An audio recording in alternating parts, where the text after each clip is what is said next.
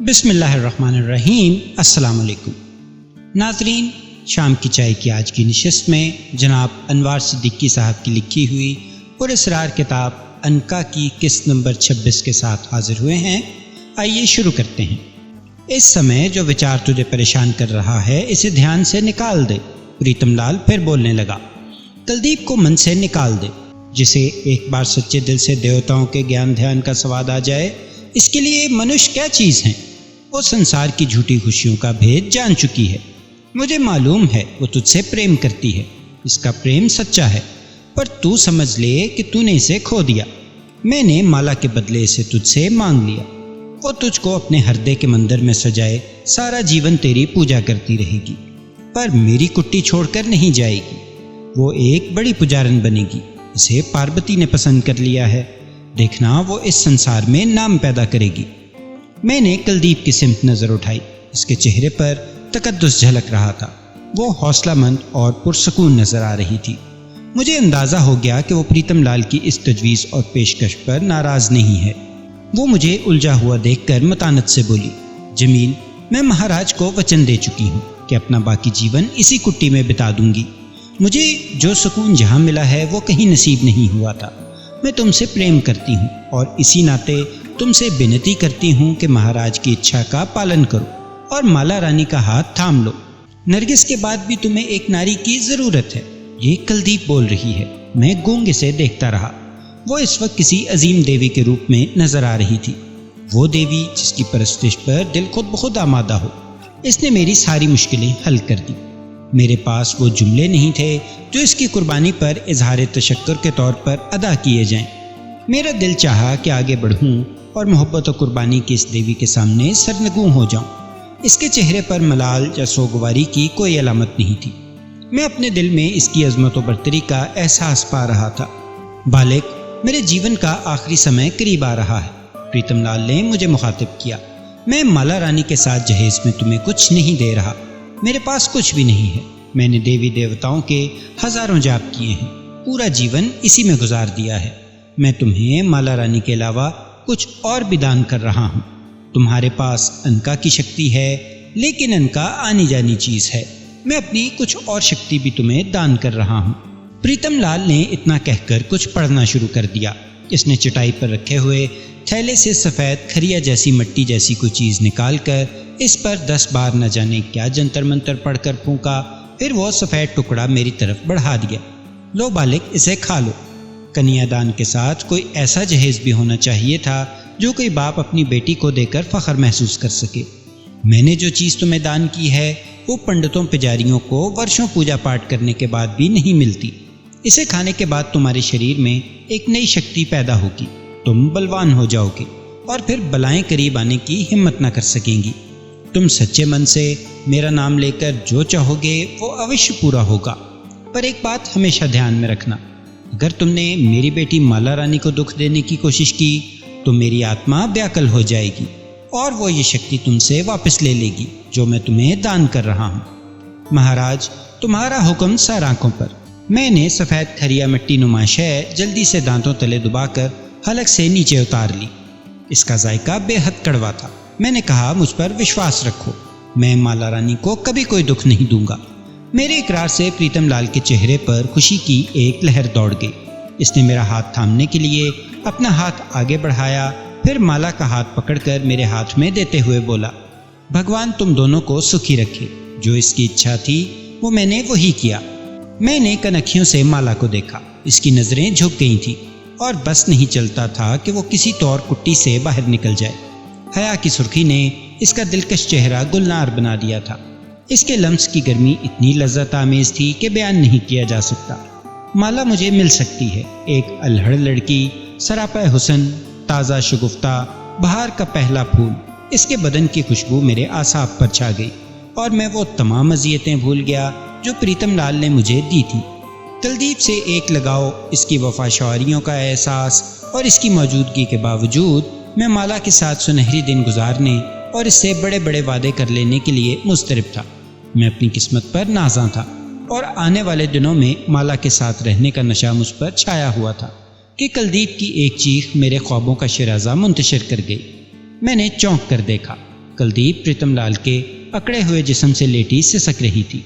مالا کو حقیقت حال کا علم ہوا تو وہ بھی بین کرنے لگی۔ پریتم لال کو جدا ہوئے چند لمحے گزرے تھے کہ اس کا جسم بری طرح اکڑ گیا۔ کٹی اب ماتم کدے میں تبدیل ہو گئی تھی۔ میں نے انکا کی طرف نظر کی۔ پریتم لال کی موت نے اس کے پرسرار وجود کو بھی مغموم کر دیا تھا۔ اور پھر 1 ہفتے تک میں اسی پہاڑی پر رہا۔ پریتم لال کا کریہ کرم بھی مجھے کو کرنا پڑا۔ میرے لیے یہ عجیب سا کام تھا، مگر انکا ہدایت کے لیے موجود تھی۔ کلدیپ نے چتا کی راکھ اپنے بدن پر مل کر کٹی سنبھال لی۔ وہ ہر وقت چٹائی پر بیٹھی نہ جانے کیا جاپ کرتی رہتی تھی۔ اس کی یہ حالت دیکھ کر دل بہت کڑتا تھا، مگر ایسا معلوم ہوتا تھا جیسے اس نئے منصب پر وہ بہت خوش ہو۔ اس کے چہرے کی پاکیزگی اور تقدس اس بات کا پتہ دیتے تھے۔ 1 ہفتے بعد جب میں رخصت ہونے لگا تو کلدیپ نے گلوگیر لہجے کے ساتھ مالا کو رخصت کیا اور خلوص سے دعائیں دی۔ اس نے کہا، جمیل تمہیں نیا جیون مبارک ہو۔ مالا نرگس کی کمی دور کر دے گی۔ کبھی کبھی مجھے بھی یاد کر لیا کرنا۔ میں نے اس کے ہاتھ پکڑ لیے۔ میرا دل چاہتا تھا کہ آج بہت روؤں اور مالا کو چھوڑ کر کلدیپ کو ساتھ لے جاؤں۔ وہ کچھ ایسے رکت انگیز انداز سے ہمیں رخصت کر رہی تھی کہ فولاد بھی نرم پڑ جاتا۔ میں نے اس کے مرمری ہاتھ کو بوسہ دیا اور آنکھوں سے لگایا۔ رخصت کے وہ لمحات بڑے کربناک تھے۔ کلدیپ سے جدا ہو کر اس کی یاد میں تڑپتی رہی، لیکن پھر محبت نے اسے سکون پہنچایا۔ اس کے چہرے کا نکھار واپس لوٹ آیا۔ شہر واپس آ کر میں اس ہوٹل میں گیا جہاں میرا سامان اور نقدی موجود تھی۔ مینیجر اتنا عرصہ گزر جانے کے بعد مجھے دیکھ کر ہکا بکا رہ گیا۔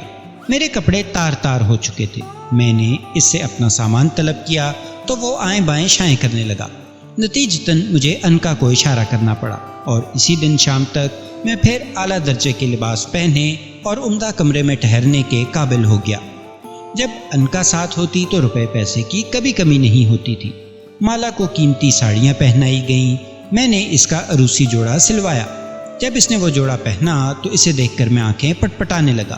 وہ اتنی دلکش اور نازک لگ رہی تھی کہ صرف دیکھنے اور گفتگو کرنے کو جی چاہتا تھا۔ عجیب بات یہ تھی کہ مکمل تنہائی اور تمام تر شدتوں کے باوجود میرا دل کہتا تھا کہ ابھی اور انتظار کرو، ابھی اور ٹھہرو۔ اس کلی کی بہار دیکھو، اس نوخیز شباب کو پہلے جی بھر کر دیکھ لو۔ وہ کلی ہی رہی۔ وہ میری حیرانی دیکھ کر پوچھتی، یہ تم مجھے سامنے بٹھا کر کیا تکتے رہتے ہو؟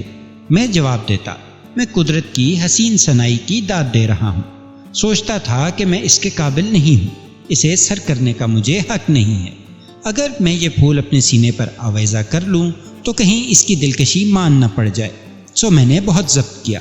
وہ دوشیزہ تھی، دوشیزہ ہی رہی، لیکن پھر ایک شب ضبط کے یہ بندھن آخر ٹوٹ گئے۔ دل اس کے حسن کے وار برداشت نہ کر سکا۔ وہ میرے وجود پر چھا گئی۔ میں وہ لذت آفریں اور حیات پرور دن کبھی نہیں بھول سکتا۔ انکا کی تیزی و تراری بھی واپس آ چکی تھی۔ ایک روز جب مالا غسل کر رہی تھی تو اس نے مجھ سے کہا، جمیل تم تو مالا میں ایسے کھو گئے کہ ہماری پوچھ گچھ بھی گئی۔ میں نے مسکرا کر جواب دیا، تم کیا مجھ سے علیحدہ چیز ہو؟ میں تو سمجھتا ہوں تم میرا احساس ہو۔ جب میں یہ محسوس کرتا ہوں تو تم بھی محسوس کرتی ہوگی۔ یہ تو ٹالنے والی بات ہو گئی، انکا نے شگفتگی سے کہا۔ انکا، مالا نے زندگی ہی بدل دی ہے۔ واقعی میں نے ایسا کبھی محسوس نہیں کیا تھا، میں نے جذباتی ہو کر کہا۔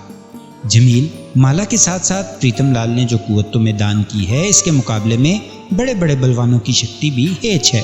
اگر تم نے مالا کا ہاتھ تھامنے سے انکار کر دیا ہوتا تو پریتم لال مرنے سے پہلے تمہیں جلا کر بھسم کر دیتا۔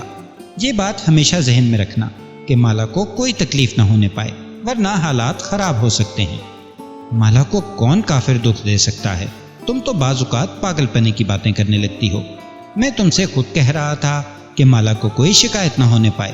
مالا تو انکا بہار ہے، بہار کی کون طلب نہیں کرے گا؟ میں سوچتا ہوں میں نے زندگی اب شروع کی ہے۔ تم نرگس کو اتنی جلدی بھول گئے؟ یہ مرد بھی بڑے ہرجائی ہوتے ہیں، ہر حسین عورت کے بارے میں ایسی ہی باتیں کرتے ہیں۔ انکا، نرگس کا ذکر تم نے بے وقت چھیڑ دیا۔ نرگس کا نام سن کر میں تڑپ گیا اور دل محسوس کر بولا، نرگس کی بات اور تھی، مالا کی بات اور ہے۔ تم نے اچھا کیا جو مجھے چونکا دیا۔ ارے پگلی، نرگس کو کون بھول سکتا ہے؟ مالا نے کچھ ایسا جادو کر دیا ہے کہ میں خود کو بھول گیا ہوں۔ یہ بھی بھول گیا ہوں کہ ابھی مجھے بدری نارائن سے انتقام لینا ہے۔ وہ بدری نارائن جس نے میری معصوم نرگس کو مجھ سے چھین لیا تھا۔ چلو ان کا سامان باندھتے ہیں، یہاں سے چلتے ہیں اور اس کمینے پنڈت کو ٹھکانے لگاتے ہیں، میں اسے کبھی معاف نہیں کروں گا۔ انکا میری سنجیدگی اور جلاہٹ پر ایک سرد آہ بھر کر بولی، جمیل بہتر ہے کہ بدری نارائن سے پہلے تم اپنے ایک اور دشمن سے مل لو، وہی تربینی داس۔ وہ بڑا مکار اور فریبی ہے، اس نے تمہیں پریتم لال کا پتہ اس لیے دیا تھا کہ تم مصیبت میں گرفتار ہو جاؤ اور وہ چین کی بنسی بجاتا رہے۔ پہلے تمہیں اس کمینے کا حساب چکانا ہوگا۔ تم نے مجھے اسی وقت کیوں نہیں بتایا تھا انکا؟ میں غصے سے پیچ و تاب کھا کر بولا، میں اسی دن اس کا ٹینٹواں دبا دیتا۔ مجھے اس کا خیال اس وقت آیا تھا جمیل جب تم مالا سے دست درازی میں مصروف تھے۔ میں تمہیں حالات سے باخبر کرنا چاہتی تھی لیکن موقع نہیں مل سکا، حالات اچانک ہمارے خلاف ہو گئے۔ ویسے اگر مالا کا واقعہ درمیان میں نہ ہوتا تو شاید پریتم لال ہماری درخواست رد نہ کرتا۔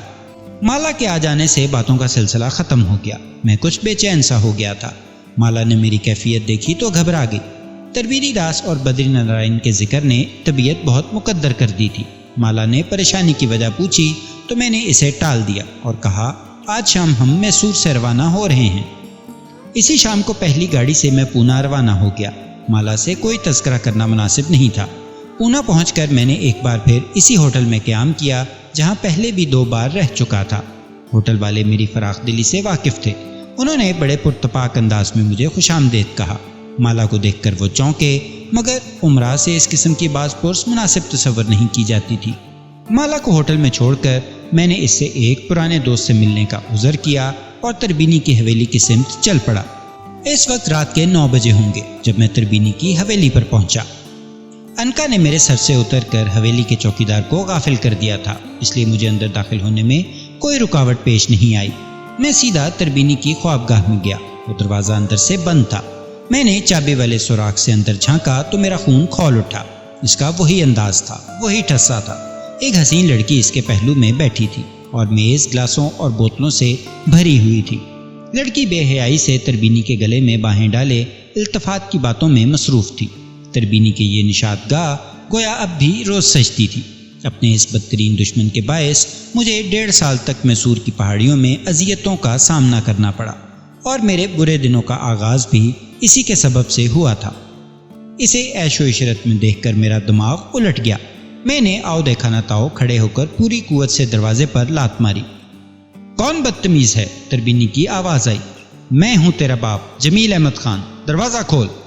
میری گرجدار آواز سن کر ضرور تربینی کی سٹی گم ہو گئی ہوگی۔ چند لمحوں تک دوسری طرف سے کوئی جواب نہیں ملا، پھر دروازہ کھول دیا گیا۔ میں لپک کر اندر داخل ہوا تو غصے کی بجائے مجھے ہنسی آ گئی۔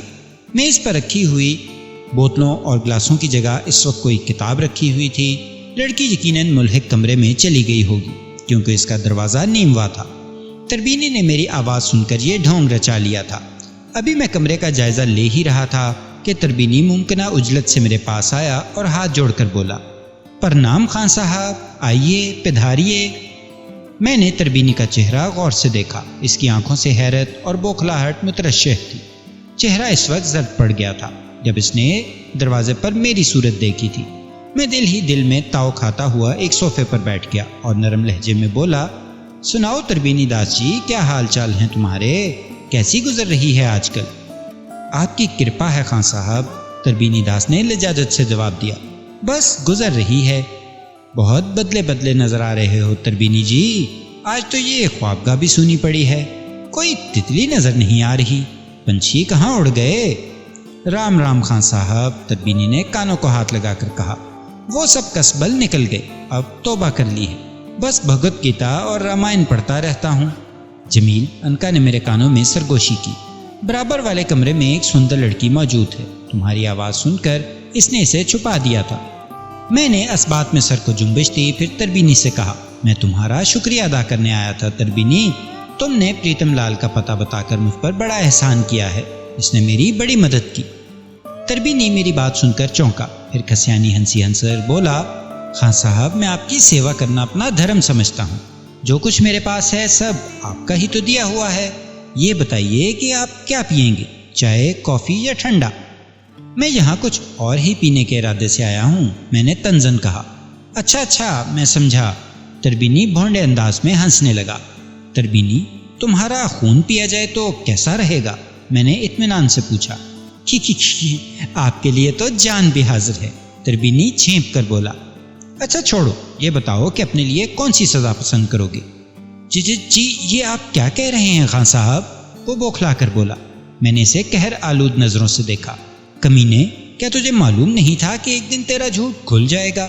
تو اپنی موت کو بھول گیا؟ خان صاحب، تربینی پر راشا طاری ہو گیا۔ میں نے آپ سے فریب نہیں کیا تھا خان صاحب، وشواس کیجئے، میں آپ کا متر ہوں۔ کمینے، میری آنکھوں میں دھول جھونکنے کی کوشش کرتا ہے؟ میں تجھے بتاؤں گا کہ میں کیا ہوں۔ میں غصے سے اٹھ کر کھڑا ہو گیا۔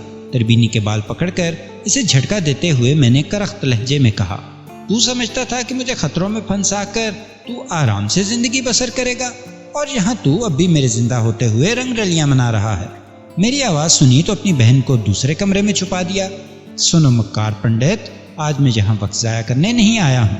میرے ذہن میں پریتم لال کی دی ہوئی تمام اذیتیں تازہ ہو گئیں اور غیظ کی شدت سے میری مٹھیاں بھیج گئیں۔ آج تیری عیاری کا آخری دن ہے۔ میں تجھے معذور کر کے سڑکوں پر بھیک مانگنے پر مجبور کر دوں گا۔ تو ایڑیاں رگڑ رگڑ کر غلاظتوں میں مر جائے گا، وہی تیرے لیے مناسب جگہ ہے۔ خان صاحب، مجھے क्षमा کر دیجیے۔ تربینی میرے پاؤں پکڑ کر باقاعدہ رونے لگا۔ پچھلی باتیں یاد کر فریبی، میں نے انتہائی حقارت سے جواب دیا۔ کم بخت، تو نے بھی کبھی میرے حال پر کوئی ترس کھایا تھا؟ تو نے مجھے برباد کرنے میں کون سی کسر چھوڑی تھی؟ وہ میری بھول تھی خان صاحب۔ تربینی نے میرے قدموں پر سر پھوڑنا شروع کر دیا۔ اب میں توبہ کرتا ہوں، مجھے معاف کر دیجیے۔ اس کی گڑگڑاہٹ سے میرا غصہ اور شدید ہو گیا تھا۔ تربینی کے خلاف میرے دل میں جو نفرت تھی وہ اس التجا اور عاجزی سے کیسے دور ہو سکتی تھی؟ میں نے ٹھوکر مار کر تربینی کو فرش پر دھکیلا اور اچھل کر اس کی چھاتی پر چڑھ بیٹھا۔ تربینی نے سر پر موت منڈلاتے دیکھی تو بلبلانے لگا، لیکن میں جیسے بہرا ہو چکا تھا۔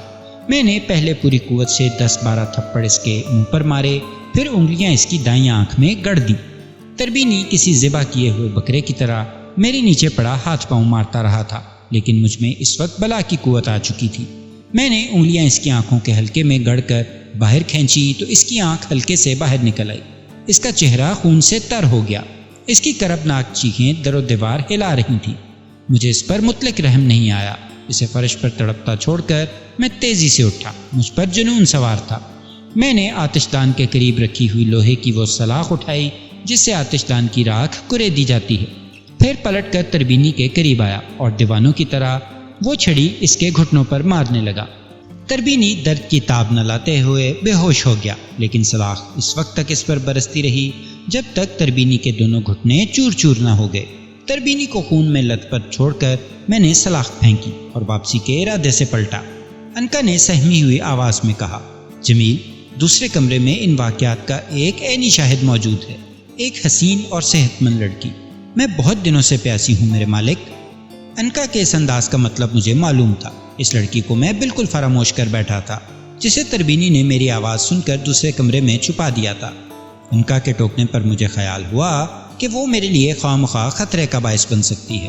ممکن ہے اس نے دوسرے کمرے میں چھپ کر مجھے دیکھ بھی لیا ہو۔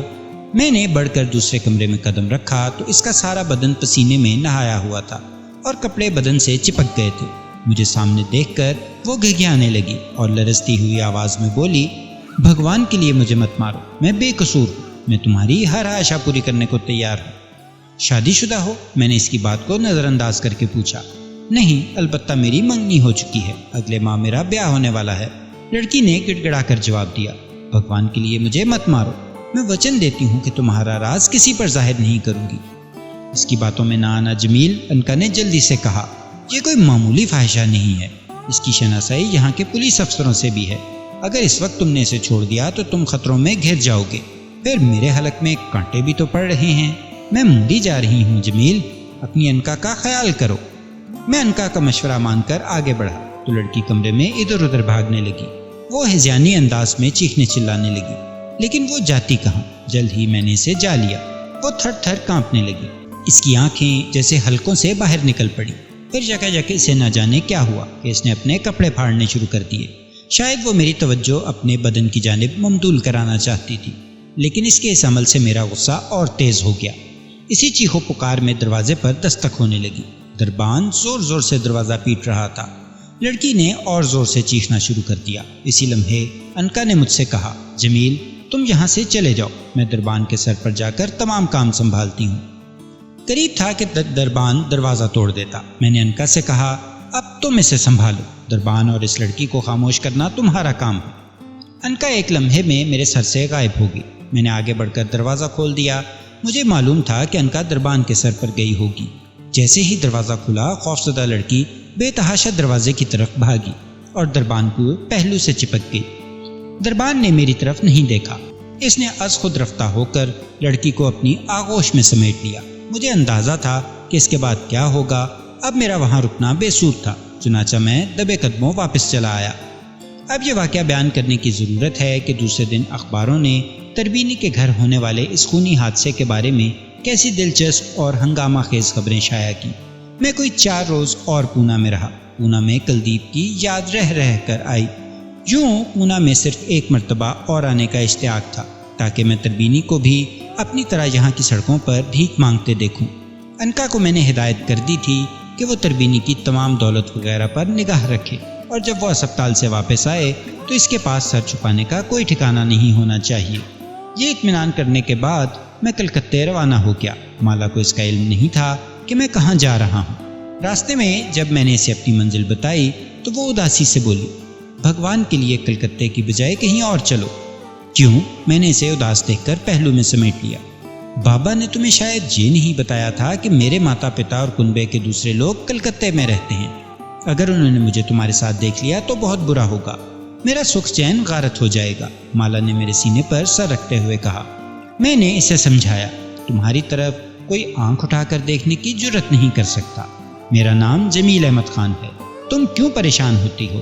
تمہارے لیے تو میں جان پر کھیل جاؤں گا۔ تم نہیں جانتے، تمہارے ساتھ دیکھ کر وہ لوگ ایک طوفان برپا کر دیں گے، وہ بہت ظالم لوگ ہیں۔ مالا برابر اصرار کرتی رہی کہ میں کلکتے کا سفر ترک کر دوں، لیکن میں نے کسی نہ کسی طرح اسے سمجھا بجھا لیا۔ اگر وہ نہ مانتی تو میں بھی کسی قیمت پر یہ سفر ترک نہ کرتا۔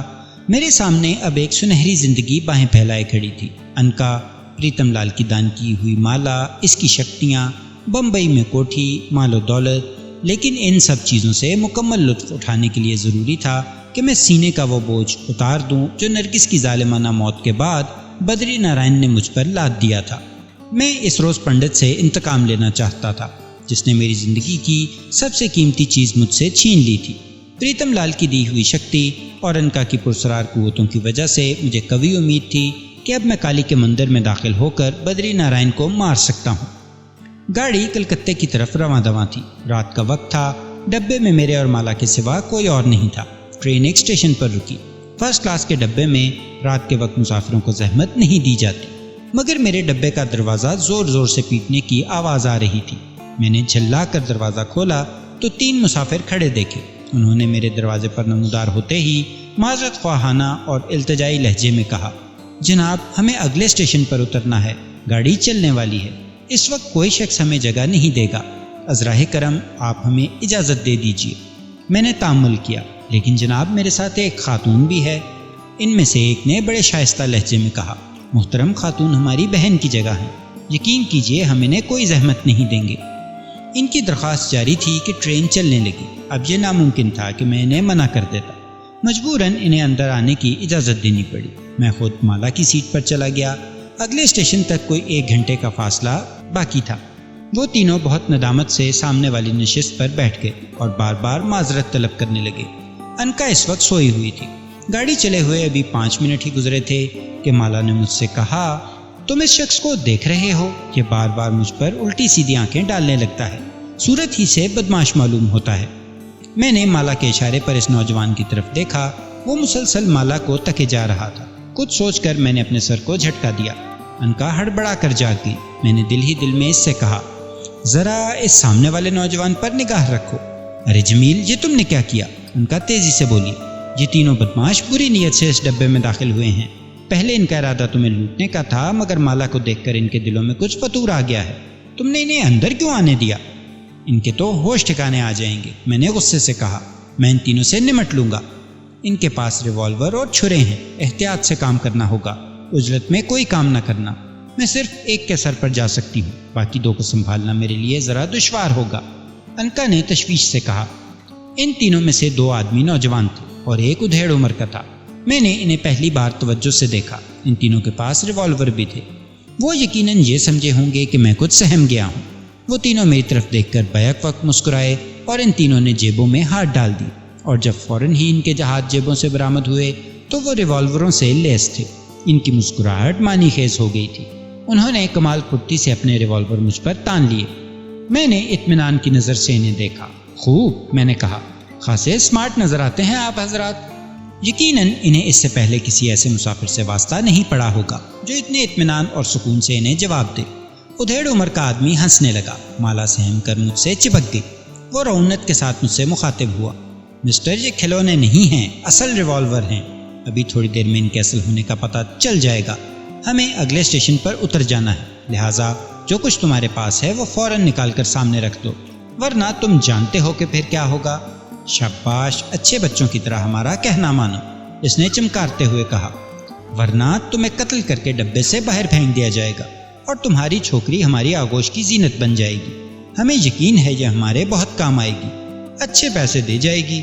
اسی وقت انکا میرے سر سے سرک گئی۔ میں غصے سے بے قابو ہوا جا رہا تھا، لیکن سنبھل کر بولا، آج ہماری آپ کی اچھی ملاقات ہوئی۔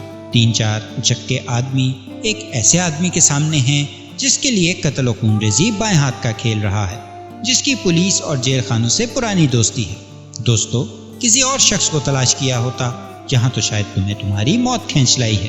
آپ کی اطلاع کے لیے میں عرض کروں کہ میرا نام جمیل احمد خان ہے۔ زبان دراز اور گستاخ بھی ہے، ان میں سے ایک نوجوان آگے بڑھا، لیکن اس سے پہلے کہ وہ مجھے کوئی نقصان پہنچاتا، ادھیڑ عمر کے شخص نے اسے جا لیا اور اس کے چہرے پر ایک زوردار مکہ رسید کر دیا۔ یہ صورتحال دیکھ کر دوسرا نوجوان بھی اپنی نشست سے اٹھ کھڑا ہوا اور حیرت انگیز طور پر ادھیڑ عمر کے شخص کو روکنے لگا جو پہلے والے نوجوان کو مسلسل مکے مار رہا تھا۔ میں ڈبے میں کوئی قتل نہیں چاہتا تھا۔ ادھر وہ تینوں مجھے بھول کر ایک دوسرے سے گتھم گتھا ہو گئے تھے۔ مجھے ڈر تھا کہ ان میں سے کوئی شخص گولی نہ چلا دے، پھر یہ خون آلود ڈبہ خواہ مخواہ سفر کا لطف غارت کر دیتا۔ اچانک مجھے پریتم لال کا خیال آ گیا۔ اس نے مجھ سے کہا تھا کہ جب بھی میں کسی جائز کام کے لیے سچے دل سے اس کا نام لے کر کسی خواہش کا اظہار کروں گا وہ ضرور پوری ہوگی۔ میں نے اس موقع پر پریتم لال کی بات آزمانی چاہی۔ میں نے دل میں اس کا نام لے کر سوچا، یہ تینوں مسافر مستقل بےہودگی کا مظاہرہ کر رہے ہیں اور مالا کے لیے تکلیف کا باعث بنے ہوئے ہیں۔ کاش یہ چلتی گاڑی سے چھلانگ لگا دیں۔ میرے دل میں اس خیال کا آنا تھا کہ ادھیڑ عمر کے آدمی نے جو سخت مشتعل نظر آ رہا تھا دروازہ کھولا اور اپنے ایک نوجوان ساتھی کو چلتی ٹرین سے دھکا دے دیا۔ دوسرے نوجوان کے چہرے پر کرختگی کے آثار نمایاں ہوئے اور وہ اس طرح چیخنے لگا جیسے کوئی خونخوار درندہ اسے کاٹ رہا ہو۔ پھر وہ وحشت میں خود بخود ڈبے سے کود گیا اور اس کی دیکھا دیکھی ادھیڑ عمر کے آدمی نے بھی چھلانگ لگا دی۔